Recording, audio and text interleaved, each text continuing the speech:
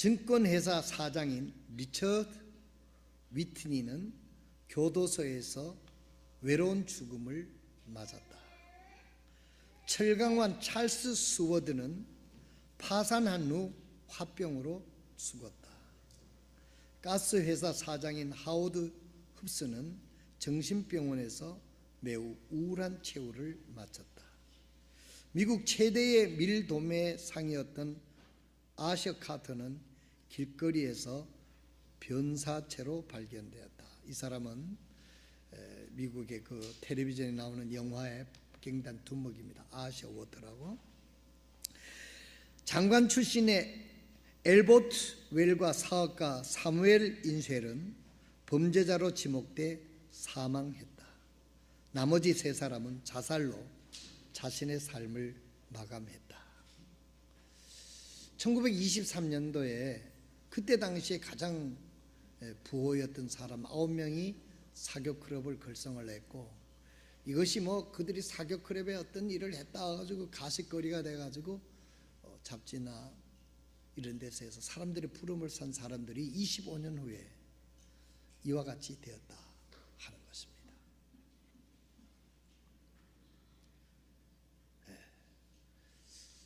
물질은 이렇게 기록하고 있습니다. 물질은 불과 같다. 선한 일에 쓰이면 밝은 빛을 발하지만 악한 곳에서는 환락과 기름에 옮겨붙어 영혼을 태워버린다.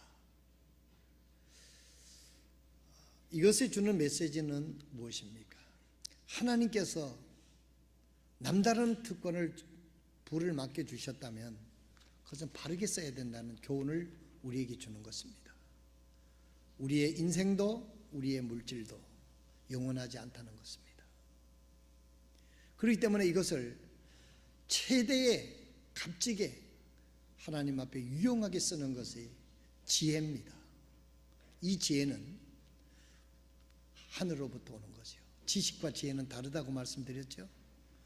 하나님으로부터 오는 지혜, 하나님 주신 건강, 하나님 주신 인생의 내생애, 하나님 허락하신 가정, 이 모든 것들을 어떻게 사용할 것인가, 이것을 하나님 앞에 지혜를 얻어서 바르게 사용하는 것이 인생의 축복이라 하는 것입니다. 우리가 새해를 하나님이 원하는 뜻 가운데 잘 쓰려고 하면, 오늘은 이 말씀을 사용하지 않겠습니다만 시편 1편을 여러분이 집에 가서 오늘 꼭 읽으시길 바랍니다. 악인은 바람의 겨와 같아서 세상 유혹과 세상 풍도에 이리저리 날려 날아가 버린다 그랬습니다. 가볍다 그랬어요. 겨와 같다 그랬습니다. 그러나 우리 예수 믿고 구원받은 분들은 여러분들의 속이, 영혼이 믿음으로, 말씀으로 가득 차서 무게중심을 믿음에 두시길 바랍니다. 그래서 하나님의 말씀대로 살아가는, 그래서 시편 1편이 복 있는 사람은 악인의 길에 서지 않는다 그랬어요. 죄인의 꾀에 넘어가지 않는다 그랬습니다. 주야로 하나님의 말씀을 묵상하는 자로다라고 이야기를 했습니다. 그는 시냇가에 심은 나무가 같이 시절을 쫓아서 열매를 맺게 되겠다 그랬습니다. 왜? 시냇가에는, 이스라엘은 참 아열대 지방이기 때문에 비가 귀합니다. 가물 때가 많습니다. 그러나 이 시냇가에 있는 나무는 가뭄에서도 견딜 수가 있어요. 왜냐하면 시내가 말랐어도 시냇가 밑에 뿌리를 내리게 되면 거기서 남아있는 수분을 빨아들일 수 있기 때문인 것입니다.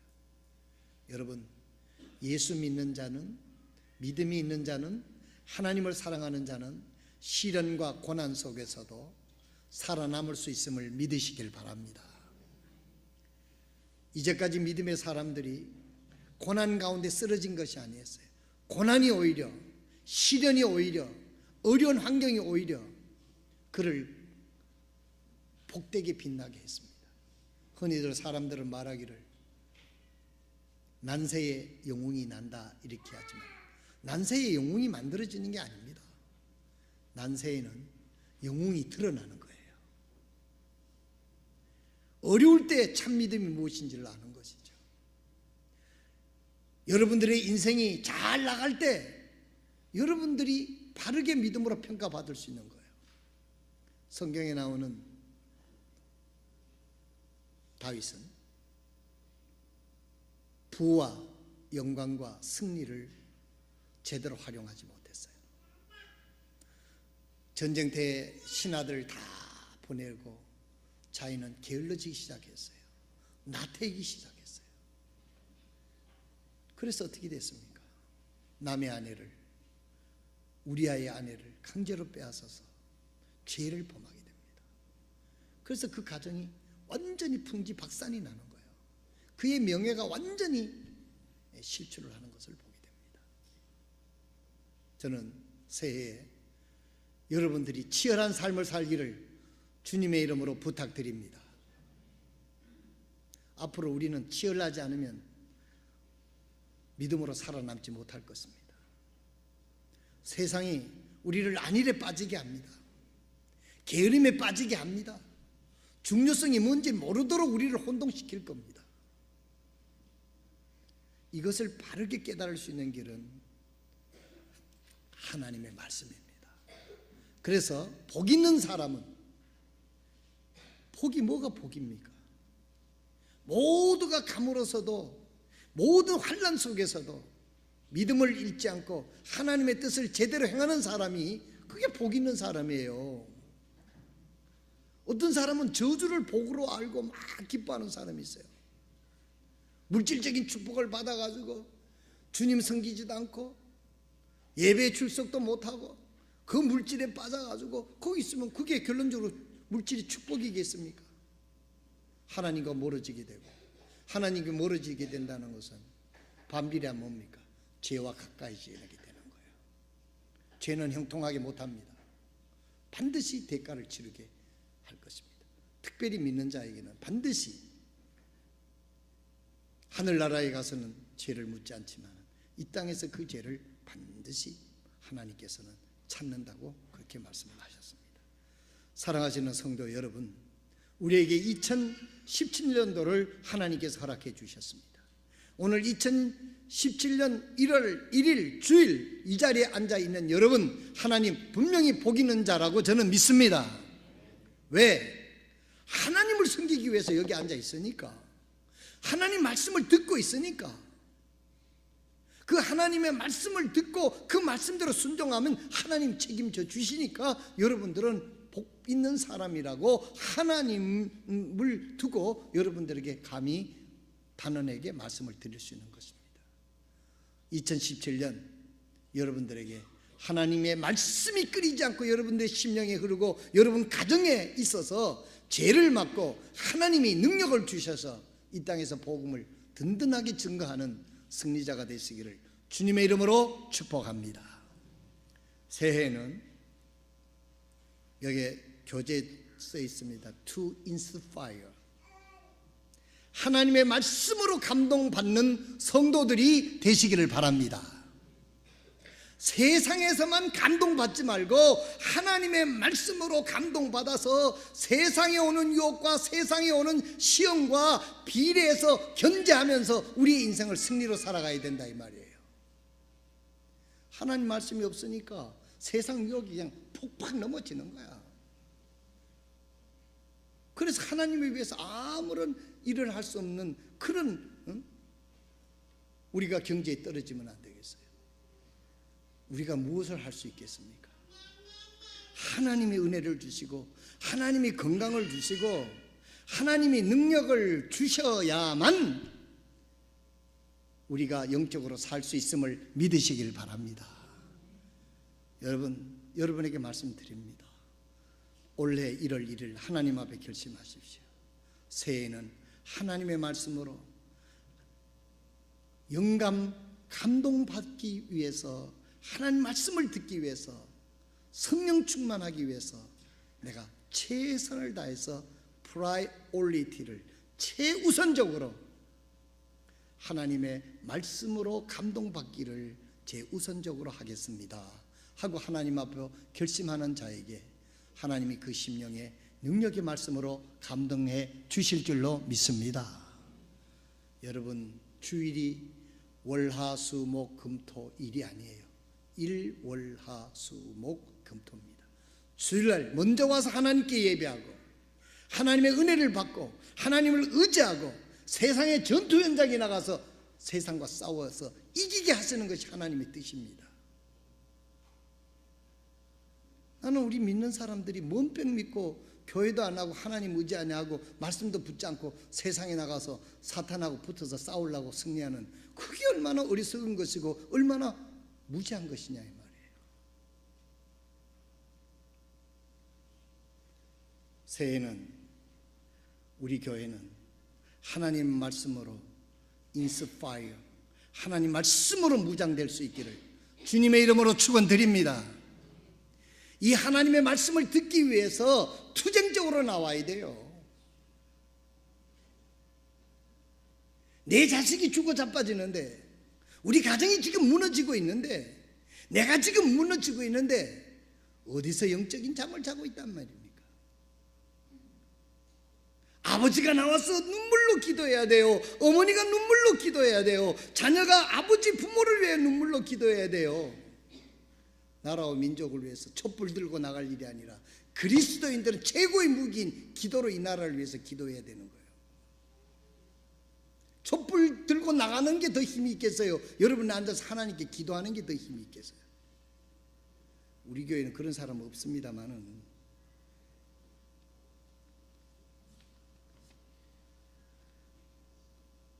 이거 없이는 새해는 누구도 보장 못합니다. 하나님도 보장 안 합니다. 복 있는 사람은 주야로 그 말씀을 묵상한다고 그랬어요. 주야로 묵상하지 않고 하나님 말씀을 고귀하게 여기지 않는 자에게는 복이라고 하는 것이 하나님의 영적인 세계에서는 있을 수가 없는 것입니다. 하나님 말씀 없이 복을 주면은 그게 복이겠습니까? 오히려 죄 짓는 데 사용하는 거죠. 에지타오의 호텔에서 모였던 세계적인 부자가 망한 것은 말씀이 없기 때문에, 그 많은 부를 가지고도 말씀대로 올바로 살지 못했기 때문에 그런 최후를 맞이하는 겁니다. 우리가 아무것도 가진 것이 없다 할지라도 바울 사도나 그 다윗 같은 사람, 요셉 같은 사람, 그 어려운 가운데서도 하나님 말씀 붙잡고 살았더니, 다니엘 같은 사람 그 어려운 가운데 하나님 말씀 붙잡았더니 하나님이 그와 함께 해주셨잖아요. 두 번째로, 새해에는 사도행전 2장 41절에 to include, 하나님의 교회에 더해져야 됩니다. 더해져야 됩니다. 오늘 우리 손주호 형제하고 이어진 자매, 다른 사람 이름은 헷갈리는데 두 사람 이름 내가 외우고 있는 거는 지난 해에 구원받아서 인상적이기 때문에, 내가 기도하기 때문에 그렇습니다. 구원받아서 교회에 오늘 더해졌잖아요. 사도행전 2장 4절에 보게 되면 구원받는 사람이 날마다 더하여 교회에 더해졌습니다. 이게 정상적이에요. 우리가 정상적인 믿음의 생활을 하고 성령의 인도를 받으면 우리의 삶 속에 전도의 열매가 맺히게 된 줄로 믿으시길 바랍니다. 아니, 여러분들이 무슨 산꼭대기에 가서 혼자 도 닦고 살고 있습니까? 세상에 나가서 사람들과 부딪히고 사람들과 관계하고 사람들과 이야기하는데, 그 사람들에게 영향을 미쳐서 주님 앞에 끌어들여서 하나님의 교회에 붙어 있도록 하는 것이 바로 하나님이 우리를 통해서 하시고자 하는 일입니다. 새해는 여러분들의 사역 속에 영원히 이끌림을 받아서 교회에 대해지는 열매를 맺는 여러분이 되시길 바랍니다. 이 일을 잘할 때 하나님도 여러분들의 가정에 관심을 가지고 여러분이 필요한 것, 기도하지 않아도 하나님 미리 다 주실 것입니다. 이건 내 말이 아니에요. 마태복음 6장 33절에 너희는 먼저 그 나라와 그 의를 구하라. 그리하면 내가 이 모든 것을 너희에게 더할 것이니라. 약속했습니다. 무엇을 먹을까, 무엇을 입을까, 뭐 회사가 뭐 직장에 쫓겨날까, 뭐 이런 거 큰 거 걱정하지 마세요, 여러분. 쫓겨나면 더 좋은 직장 줄 것이고, 뭐 더 나쁜 직장 줘도 감옥에 들어가는 사람도 있고 예수 믿다가 핍박당하는 사람도 있는데 그보다는 낫지 않습니까? 이런 각오로 주님 섬기면요 하나님이 결단코 그 믿음 헛되게 하시지 않을 줄로 믿습니다. 그래서 여러분, 이 한 해 동안 영혼 구령을 전도를 하기 위해서 여러분들이 정말 하나님 앞에 이름을 적어놓고 기도하고 애를 쓰십시오. 세 번째로, to instruct. 여러분, 겸손히 교육을 받으시길 바랍니다. 가르침을 받으시길 바랍니다. 교만은 가르침을 받기를 싫어합니다. 이 세상에서 가장 쓰기 힘들고 관계하기 힘든 사람이 어떤 사람이냐? 교만한 사람이랍니다. 조금 실력이 부족해도 자세가 잘 돼 있고 겸손하면 가르쳐 쓰면 돼요. 근데 교만한 사람들이 힘들답니다. 가르침을 안 받으려고 그러니까, 교육을 안 받으려고 하니까, 자기가 다 아는 줄 아니까 이건 해볼 도리가 없는 거예요. 해볼 도리는 쫓겨나는 것뿐이에요. 할 일이 없어요. 여러분, 새해 주님 앞에 주님으로부터 구체적인 인스트럭트, 가르침을 받을 수 있도록 헌신하시길 바랍니다. 부인부는 부인반대로 성경 공부하고, 청년부는 청년부대로 성경 공부하고, 주일학교는 주일학교대로 공부하고, 남성교회는 남성교회대로 공부하고, 주일 성경 공부 시간에 일찍이 나와서 철저히 공부하고, 그 말씀대로 살고 그 말씀대로 충성할 때 하나님은 그를 통해서 일을 이루게 될 줄로 저는 믿습니다. 가르침을 안 받아요. 그럼 여러분 한번 생각해 보세요. 우열의 법칙에 의해서 세상 것을 많이 배우고 하나님에 대해서 요만큼 배우면 싸워봤자 영적으로 힘 못 쓰지요. 이해가 안 되나요? 세상적인 건 엄청 그냥 뭐 샤워를 하는데 영적인 것은 빨대로 쫙 꽂아가 자꾸 목이나 축여가지고 어떻게 힘을 얻어가지고 영적 이런 게 싸움에 승리를 할 수 있겠습니까? 여러분, 새해에는 여러분들이요 바쁘다, 분주하다 핑계 대지 마세요. 여러분들이 하나님 말씀으로 to instruct, 하나님의 가르침을 받을 수 있기를 바랍니다. 그 다음 네 번째로, 은사를 받은 대로 합당하게 봉사를 해야 됩니다. to involve. 여러분들이요 어디든지 간에 조직이 떨어져 있으면 그 조직은 그 사람 힘을 쓸 수 없습니다. 여러분 한번 생각해 보세요. 장작을 확 캠프파이어를 하는데 잘 탄다고 해가지고 하나 딱 띄가지고 딴 데 내놓으면 그불은 오래 가지지 않고 꺼집니다. 여러분, 새해에는 내가 봉사할 자리에 협력해서 그 자리에서 함께 코오퍼레이션을 해서 협력해서 함께 주님을 섬길 수 있기를 바랍니다. 찬양대도 참석하고, 청소하는 데도 참석하고, 어디 가는 데 참석해서 함께 기꺼이 참석을 해서 그 성령의 하나가 되어서 이 굴러가는 그런 것들을 여러분들이 경험할 수 있기를 바랍니다. 그래서 이 뒤에 여러분 이 80개 이거 만들어 놨어요. 그 중에 한 개라도 적어도 내가 없으면 이 교회가 정말 굴러가기 힘들겠다 하는 그런 위치에 여러분들이 주님을 섬길 수 있기를 바랍니다.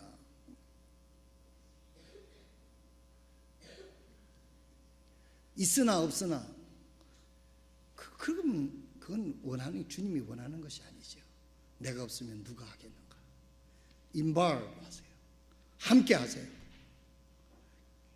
우리 지금 그림자 교인들이 그렇게 많다잖아요. 큰 교회 가서 그림자처럼 왔다 그림자처럼 가버려요.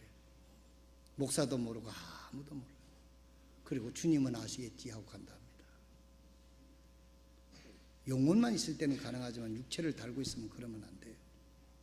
마지막으로,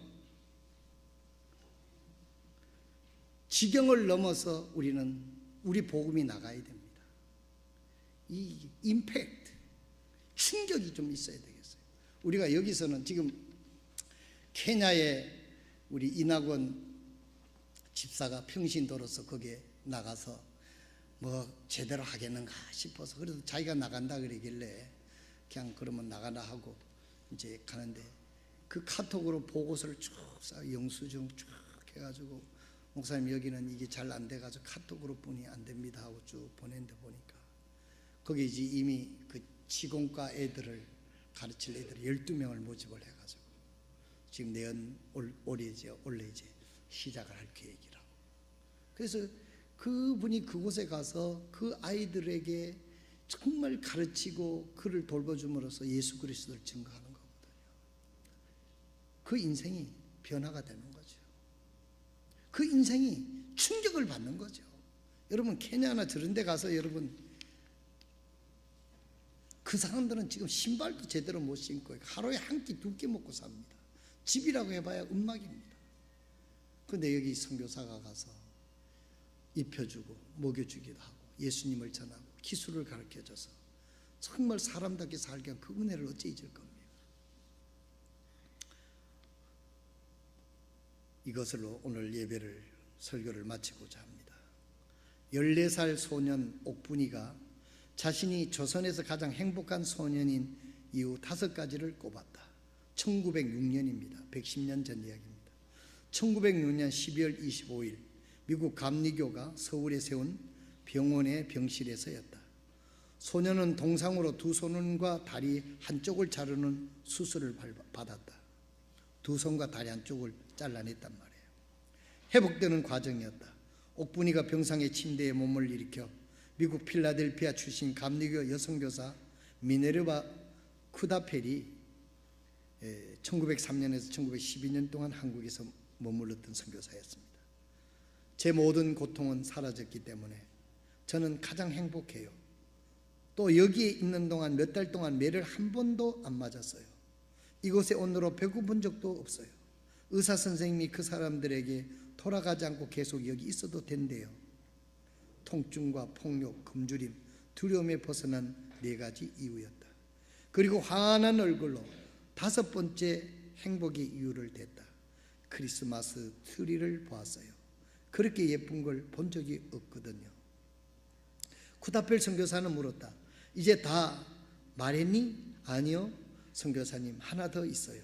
내가 예수님께 기도하면 손발이 있는 다른 사람에게 그랬던 것처럼 내 죄를 씻어주신다고 사람들이 말했잖아요.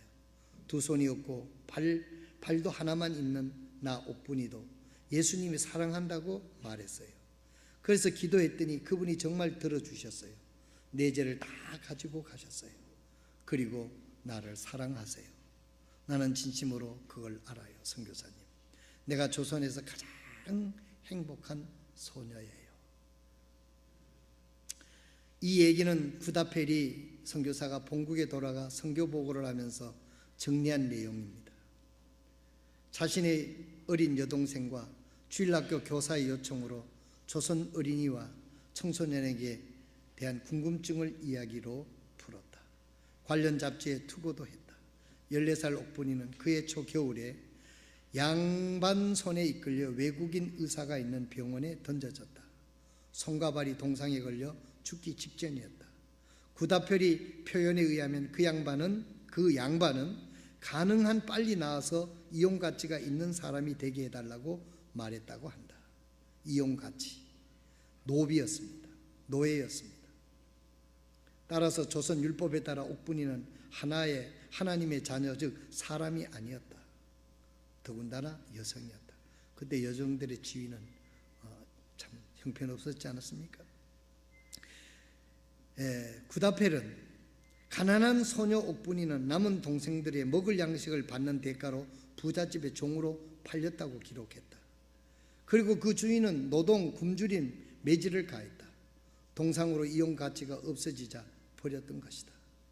그런데 다행히도 외국인 병원이 있어 소녀에게 눈처럼 흰 시트 침대 위에 쿠키 등 먹을 것을 친절한 말, 따스한 미소가 천국처럼 다가왔다. 병원 부인이 선교사지요. 다가와 자신의 이름을 부르며 기도라는 것도 해주었다. 옥분이는 그렇게 8개월의 투병 끝에 살 수 있었다. 무엇보다도 4번째 행복, 주인에게 돌아가지 않아도 된다니 이게 기적이 아니고 무엇인가? 소녀는 이후 한글을 배웠다. 사랑하는 부인께 첫 문장으로 선교사에게 편지를 쓰게 되었다. 쪽머리에 흰 저고리를 입은 옥분이의 사진은 그 잡지와 함께 실렸는데 조선에서 가장 행복한 소녀라는 사진으로 설명이 남아있다.